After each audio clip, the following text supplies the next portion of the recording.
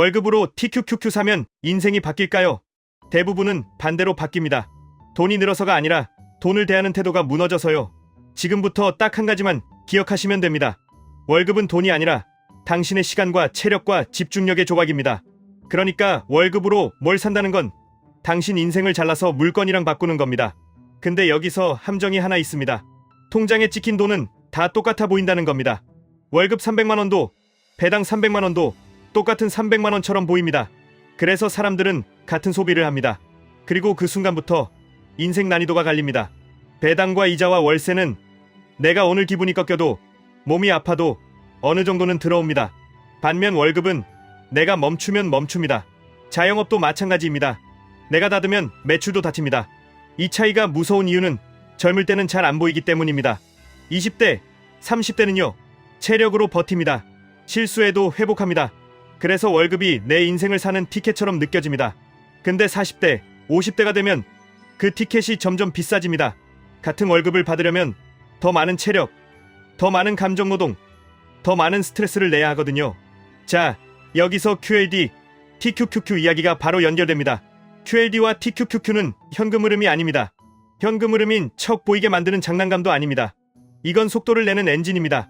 그리고 엔진은 잘못 다루면 차를 태웁니다. 많은 분들이 QLD, TQQQ를 이렇게 씁니다. 월급 들어오면 매수합니다. 조금 오르면 기분이 좋아집니다. 그러면 소비가 늘어납니다. 더 오르면 나는 투자 감각이 있다고 착각합니다. 그리고 가장 위험한 순간이 옵니다. 나는 이미 됐다는 마음입니다. 그때부터 돈은 이렇게 흘러갑니다. 월급이 들어오고 레버리지로 재미를 보고 소비가 늘고 다음 월급이 들어오고 또 레버리지로 커버하고 또 소비가 늘고 겉으로는 투자하는 사람인데 실제로는 월급을 미래에서 끌어다 쓰는 사람처럼 됩니다. 이 루프는 한 번만 크게 꺾이면 바로 끝납니다.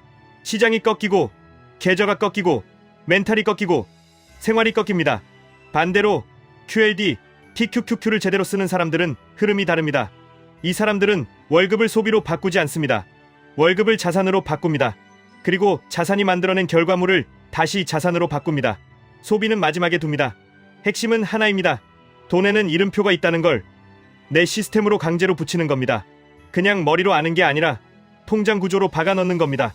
구조는 이렇게 가시면 됩니다. 복잡하게 하지 마세요. 딱 4칸이면 충분합니다. 1점 고정 생활비 칸입니다. 여기에는 변동비까지 포함합니다. 경조사, 병원비, 명절, 차량 유지비, 애들 행사비까지 1년 평균으로 나눠서 넣습니다. 이번 달은 특별해서요. 이런 말이 나오는 순간 이미 시스템이 없습니다. 특별한 달은 매년 옵니다. 그러면 특별이 아니라 고정입니다. 2점 성장 칸입니다. 여기가 QLD, TQQQ 자리입니다.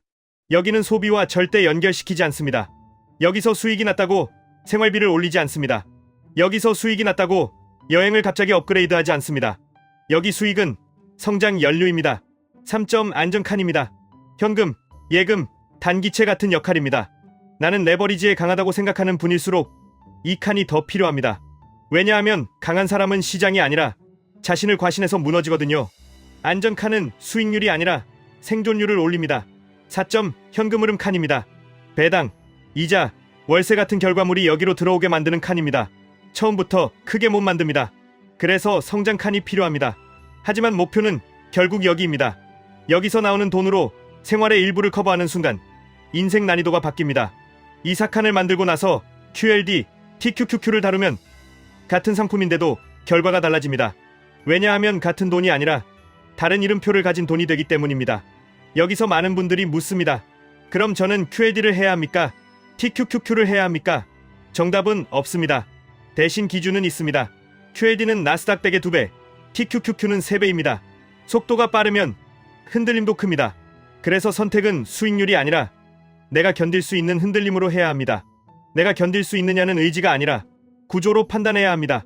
구조로 판단하는 방법을 드리겠습니다. 첫째, 하락이 왔을 때도 추가 매수를 할 현금이 남아 있습니까? 둘째, 하락이 왔을 때도 생활비가 흔들리지 않습니까? 셋째, 하락이 왔을 때도 잠을 잘 수 있습니까? 이 셋 중 하나라도 아니면 TQQQ 비중은 낮추는 게 맞습니다. 그게 약해서는 아닙니다. 그게 오래가는 방식입니다. 그리고 레버리지는 한 가지 사실을 꼭 인정해야 합니다. 레버리지는 실력이 아니라 구간의 영향을 크게 받습니다. 오르는 구간에서는 천재처럼 보이고 횡보와 급락 구간에서는 멍청해 보입니다. 그게 사람 문제가 아니라 구조 문제입니다. 그러니까 레버리지는 더더욱 규칙이 필요합니다. 규칙은 어렵게 만들지 마세요. 간단해야 지킵니다. 제가 추천하는 최소 규칙은 이 정도입니다. 첫째, 매수는 분할로만 합니다. 월급날 한 방. 이런 건 하지 마세요. 한 방은 성공해도 습관이 망가집니다. 습관이 망가지면 언젠가 크게 터집니다. 둘째, 익절은 일부만 합니다. 전부 팔면 다시 못 들어갑니다.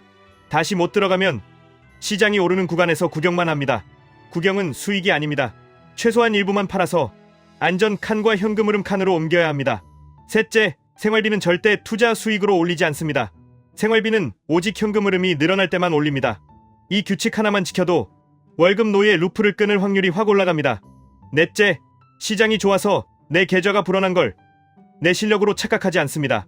착각하는 순간 포지션이 커지고 레버리지가 늘고 타이밍이 조급해지고 결국 한 번에 무너집니다. 다섯째, 계좌를 매일 보더라도 행동은 계획된 날에만 합니다. 레버리지는 감정으로 하면 100% 망가집니다. 감정은 언제나 과속을 시키거든요. 이제 중요한 연결을 해보겠습니다. 월급을 함부로 쓰지 말라는 말은 단순히 아끼라는 말이 아닙니다. 월급을 소비로 쓰지 말고 월급을 자산으로 바꾸라는 말입니다. 그리고 QLD, TQQQ는 그 자산을 빠르게 키우는 도구가 될 수 있습니다. 다만 조건이 있습니다. 내 인생을 담보로 키우면 안 됩니다. 내 생활비를 흔들면서 키우면 안 됩니다. 내 멘탈을 박살내면서 키우면 안 됩니다. 그래서 다시 사칸이 필요합니다. 고정 생활비가 안정되면 투자에서 조급함이 줄어듭니다. 조급함이 줄면 레버리지를 제대로 쓸 수 있습니다. 레버리지를 제대로 쓰면 성장 칸이 커집니다. 성장 칸이 커지면 현금 흐름 칸으로 옮길 여지가 생깁니다. 현금 흐름 칸이 커지면 월급의 무게가 줄어듭니다. 이게 선순환입니다. 반대로 망하는 흐름은 이렇습니다. 생활비가 불안합니다.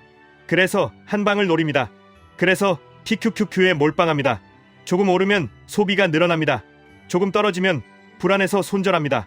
다시 올라가면 배가 아파서 추격합니다. 결국 남는 건 계좌가 아니라 피로입니다. 여기서 한 번 더 현실을 말씀드리겠습니다. QLD, TQQQ는 부자가 되는 마법 주문이 아닙니다. 부자가 되는 사람의 시스템에 올라탔을 때만 가속 페달이 됩니다. 시스템이 없으면 가속 페달은 절벽으로 더 빨리 내려갑니다. 많이 받는 질문을 정리해보겠습니다. 첫 번째, 월급이 적어서 남는 돈이 없습니다. 이때는 레버리지부터 만지는 게 아니라 고정 생활비를 먼저 고정시키는 게 우선입니다. 생활비의 바닥이 고정되지 않으면 투자에서 반드시 감정이 튀어나옵니다. 감정이 튀어나오면 레버리지는 거의 확정으로 사고를 냅니다. 그러니까 2단계에서는 투자 수익률이 아니라 현금 흐름 관리 실력을 먼저 키우셔야 합니다. 두 번째, 이미 QLD, TQQQ를 들고 있는데 너무 흔들려서 힘듭니다. 그럴 때 필요한 건 멘탈이 아니라 비중 조절입니다. 견디는 건 미덕이 아닙니다. 견디다가 무너지는 건 아무 의미가 없습니다. 내가 견딜 수 있는 흔들림으로 내려오면 오히려 오래가고 결과가 좋아집니다. 세 번째, 언제 사고 언제 팔아야 합니까? 이 질문이 나오면 대부분 지금 시스템이 약하다는 신호입니다. 타이밍은 정답이 없습니다. 대신 규칙은 만들 수 있습니다. 분할 매수, 분할 매도, 생활비와 분리, 이 네 가지만 지키면 타이밍 질문이 줄어듭니다. 질문이 줄어들면 실수가 줄어듭니다. 투자는 실수 줄이는 게임입니다. 네 번째, 수익 나면 뭘 사도 되지 않나요? 여기서 인생이 갈립니다. 수익으로 소비를 올리는 순간 월급의 속성이 소비로 고정됩니다. 그리고 시장이 꺾이는 순간 당신은 소비 수준을 유지하려고 다시 월급을 갈아 넣게 됩니다. 그러니까 소비는 죄가 아닙니다. 다만 순서가 문제입니다. 현금 흐름이 먼저고 소비는 나중입니다. 마지막으로 딱 한 문장만 더 드리겠습니다. 월급은 평생 반복되는 게 아니라 잠깐 열리는 창입니다.